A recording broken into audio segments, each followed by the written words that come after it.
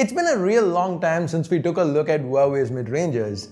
Well, let's change that today. This is the Huawei Nova 9 SE, a very flashy mid-ranger from Huawei. Let's first get the unboxing part out of the way and then take a close look at this phone. My name's Ash, you're watching C4eTech, and if you do like this video, let's get started.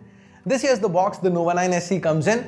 Opening it up, we are greeted by a very flashy smartphone. It comes with a screen protector pre-applied, which I'm gonna peel off to take a better look at the display. Let's turn it on, set it aside for the moment.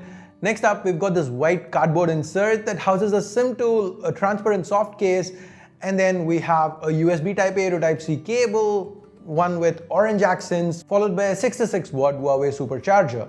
This one is supposed to charge the 4000 mAh battery on the inside from 0 to 60 in just 15 minutes. Full charge in a little over 30. That's extremely impressive given this is a mid-level smartphone. You know what else is pretty impressive? The design. Now the back here, it is made out of glass, and Huawei has what they call a dual film, dual plating nanotech here. That is what gives it that dazzling effect. Almost looks like you have streaks coming out of the camera array.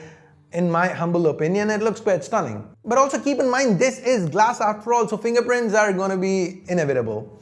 Beat it up, this is the crystal blue. Huawei also offers the Nova 9 SE in midnight black and pearl white finishes if this is not really your cup of tea. Quickly jumping into placements, we have the power and volume keys to the right. This power button, it has a fingerprint scanner built in, understandable given the display is LCD after all. The fingerprint scanner is plenty fast and it's quite accurate too. You shouldn't have any issues here. To the top, you have a secondary noise cancelling microphone alongside a dual SIM tray with a rubber grommet. The left's left clean, and to the bottom we have the primary microphone, USB Type-C port alongside a single speaker, which sounds okay. Onto the face of the phone, we have a small hole punch up top. This houses a 16 megapixel f2.2 camera, which does well with skin tones. It shoots a 78-degree field of view by default, but can switch up to 90 if you're taking group selfies. Portrait mode is also present, and the Nova 9 SE appears to be doing a good job. Beat it up, Huawei is aiming this phone squarely at vloggers on a budget. So there is support for dual camera modes to simultaneously capture yourself and also what's happening on the other side. And of course, the selfie shooter even helps with biometrics. Face unlock is pretty quick and responsive, no complaints.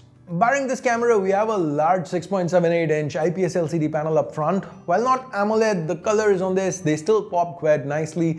It's got a Full HD Plus resolution, making for a pixel density of 387 pixels per inch. So reasonably sharp.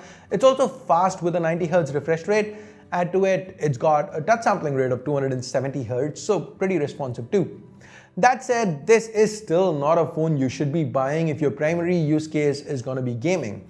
The chip inside is the Snapdragon 680 and it's paired with 8 gigs of LPDDR4X RAM and 128 gigs of storage, tech not mentioned. It can run the most popular games, but not at high settings. You're gonna have to compromise if you want to run intensive games here. But as you can see, it is still definitely possible. What I do like here is the over 90% screen to body ratio on a mid-ranger. There are very little bezels to the side and top, a little bit of a chin, but nothing that would appear out of place even on more expensive smartphones. Huawei has also managed to keep the phone pretty sleek at under 8mm of thickness. Add to it the 195-gram weight.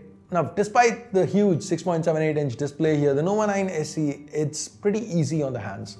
Easy to use, good materials, and interesting design. On a mid-ranger, now this is a combination we don't see all that often. You know what else we don't see all that often? A phone without Google services, which sadly is what Huawei has been forced to continue selling. Now they've gotten better at it, don't get me wrong, they've managed to add the most popular apps to their app gallery. If it's not on app gallery, you should be able to get it with pedal search. Hell, there's even a workaround for some Google apps with GSpace. Yet it is not gonna be as seamless an experience as using Google's services directly. But if you are willing to put up with it, MUI 12 based on Android 11 does a bang-up job here. The user experience is quite good. The 90 Hz refresh ensures everything feels fluid. Apps launch reasonably quick and they're kept in memory. I didn't run into any weird reloads in my time with the Nova 9 SE. You do get a control panel on pull down from the right, notifications from the left, dual app support. The experience is just solid. Now that said, let's move on to the main selling point of this phone, The cameras, we've got 4 to the back. Now forgetting the two 2-megapixel sensors for depth and macro, let's focus on the other two. The primary is a 108 megapixel 1 by 1.52 inch sensor paired with a f1.9 lens, and this seems to shoot rich and detailed images.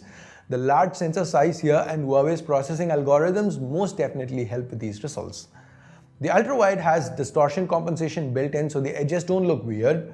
The colors are a little off compared to the primary, but it still seems to do a stellar job overall. The one let down for me though would be video. It's restricted to 1080-30. I mean, come on Huawei, 2022 1080-30, really? Now the Nova 9 SE, anyways, it should be available for pre-order in the UAE from the 25th. It's priced at 1199 AED. The pre-order comes with 295 dirhams worth of gifts, including a Huawei Band 6 and subscriptions to Huawei Cloud, VIP video, etc. Well, this pricing might not be appealing in some markets, like say for example India.